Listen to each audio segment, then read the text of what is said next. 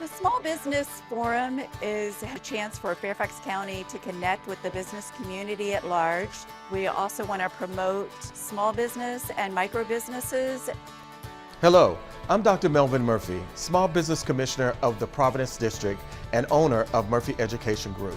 Today marks a turning point for Fairfax County's entrepreneurs. On May 29, 2025, from 8 a.m. to 3 p.m., we're hosting a transformative small business forum designed to elevate your business potential.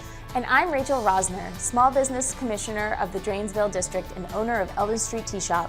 This forum is loaded with 8 power-packed seminars covering everything from how to do business with our county to securing small business certification. It's your chance to learn from industry experts and propel your enterprise forward.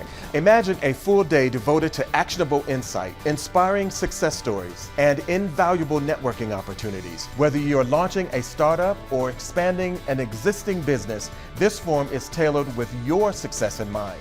Discover new strategies, form meaningful partnerships, and set your business on an exciting path forward. Join us for this dynamic experience. Register today and unlock your business potential. Fairfax County Small Business Forum.